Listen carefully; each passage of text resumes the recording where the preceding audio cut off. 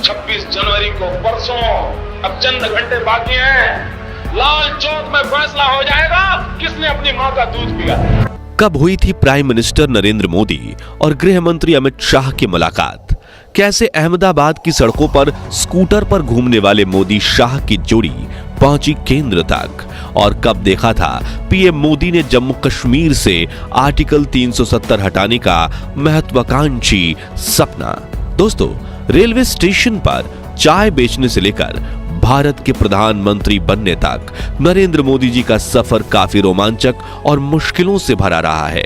हालांकि उनकी जीवनी तो हम सभी जानते हैं, लेकिन आज हम आपको पीएम मोदी के जीवन से जुड़ी कुछ ऐसी अनसुनी कहानियां बताएंगे जो शायद आप नहीं जानते होंगे।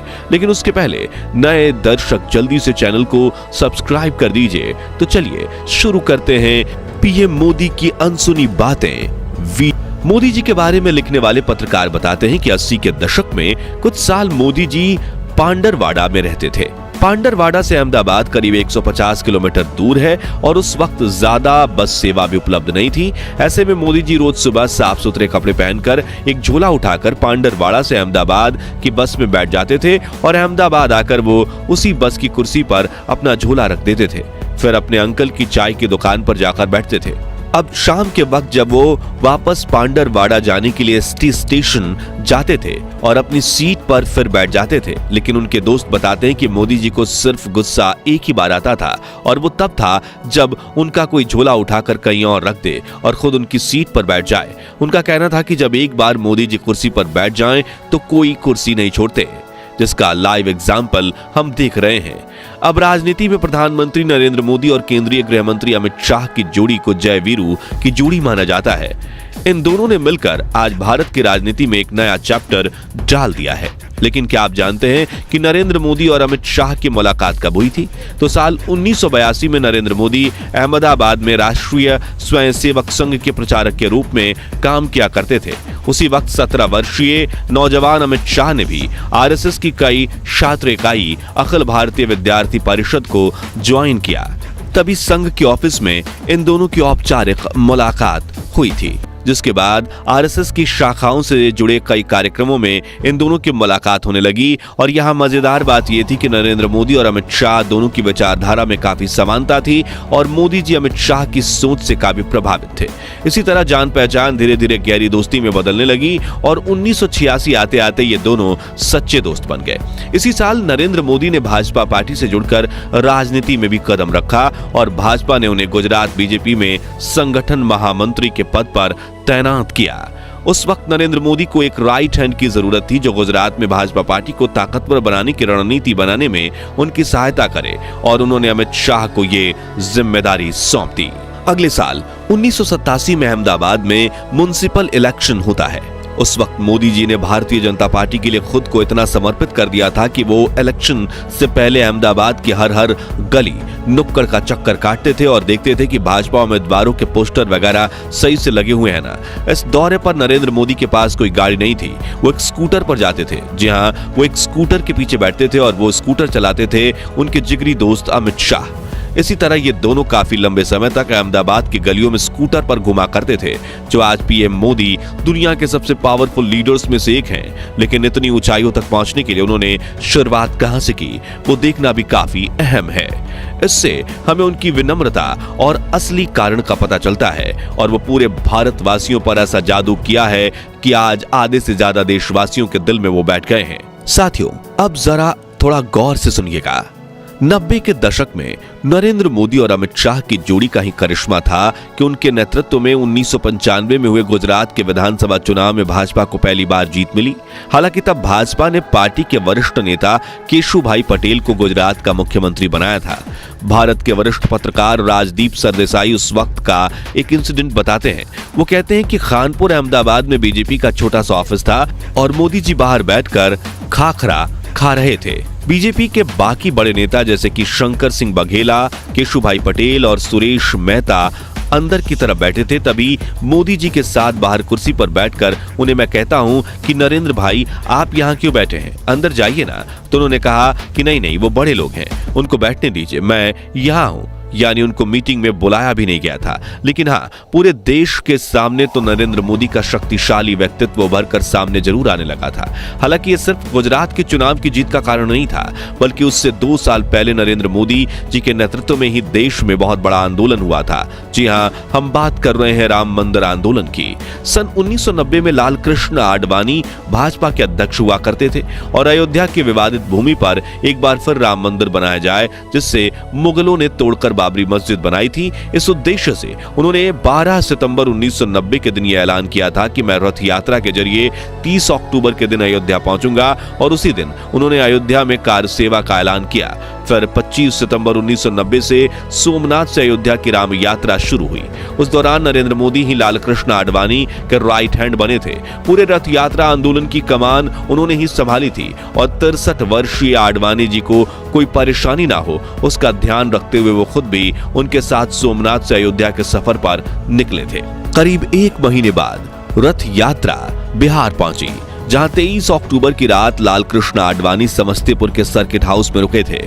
तभी बिहार के लालू प्रसाद यादव की सरकार ने यह तय किया कि वो आडवाणी जी को अयोध्या नहीं पहुंचने देंगे, और रात के करीब 1:30 बजे आडवाणी जी को गिरफ्तार करने के लिए बिहार पुलिस सर्किट हाउस पहुंची। और उस वक्त की फुटेज में आप देख सकते हैं कि मोदी जी लाल कृष्ण आडवाणी के बिल्कुल बगल में उनकी ढाल बनकर खड़े हैं। दोस्तों, आप सभी जानते होंगे कि पीएम मोदी के नेतृत्व में ही 5 अगस्त 2019 को ऐतिहासिक फैसला आया था, जब जम्मू कश्मीर से आर्टिकल 370 हटाया गया था। लेकिन क्या आप जानते हैं कि यह नियम क्या था और क्यों जम्मू कश्मीर की जनता इससे परेशान हो चुकी थी? आइए जानते हैं। दरअसल 17 अक्टूबर 1949 के दिन भारत के संविधान में आर्टिकल 370 को शामिल किया गया था, जो जम्मू कश्मीर को भारत के संविधान से अलग रखता था। इसके तहत राज्य सरकार को अधिकार था कि वो अपना संविधान स्वयं तैयार करे। अगर संसद को राज्य में कोई कानून बनाना हो तो इसके लिए यहाँ की सरकार की मंजूरी लेनी होती थी। वहीं पहले जम्मू कश्मीर का राष्ट्रीय ध्वज भी अलग था, और तो और यहाँ के लोगों के राष्ट्रीय ध्वज का सम्मान करना भी अनिवार्य नहीं था। साथ ही अन्य राज्यों के नागरिक जम्मू कश्मीर की संपत्ति नहीं खरीद पाते थे, इसलिए राज्य की प्रगति में भी अड़चन आती थी। और आपको बता दें कि प्रधानमंत्री नरेंद्र मोदी ने जम्मू कश्मीर में आर्टिकल 370 हटाने का सपना तब देखा था जब केंद्र में बीजेपी की सरकार तक नहीं थी। हम बात कर रहे हैं साल 1998 की। यकीन नहीं हो रहा हो तो उन्हीं की जुबानी सुनिए। हिंदुस्तान की जनता ने हमको जितनी मात्रा में वोट दिए, उतनी मात्रा में ही हम गुड डिलीवर कर सकते हैं। अगर हमको 2/3 बहुमत दिया होता तो हम धारा 370 को भी निकालने का निर्णय कर सकते थे। फिर अप्रैल 2014 में प्राइम मिनिस्टर बनने से पहले भी उन्होंने इस मुद्दे पर बात की थी। आप भी सुनिए।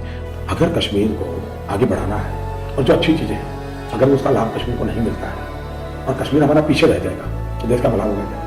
तो जैसे अन्य राज्य प्रगति करते हैं वैसे कश्मीर की होनी चाहिए, नहीं होनी चाहिए। वो मानते थे कि जब तक आर्टिकल 370 लगा रहेगा तब तक कश्मीर पिछड़ा रहेगा, और मौका मिलते ही उन्होंने कश्मीर को इन बंदिशों से आजादी दिलवा दी, जिसके बाद वहां पर पिछले 4 सालों में सचमुच विकास हुआ है और उसकी तारीफ पूरी दुनिया कर रही है। कहा जाता है कि जब साल 2001 में गुजरात में बीजेपी की पकड़ कमजोर हो रही थी, तभी केंद्र में एनडीए की सरकार थी और प्रधानमंत्री थे अटल बिहारी वाजपेयी, जिन्होंने मोदी जी को बुलाकर कहा था कि अब आपको गुजरात जाना चाहिए, यानी कि अब आपको गुजरात का मुख्यमंत्री बनना चाहिए। जिसके बाद मोदी जी गुजरात आ गए और 7 अक्टूबर 2001 के दिन वो गुजरात के मुख्यमंत्री बने।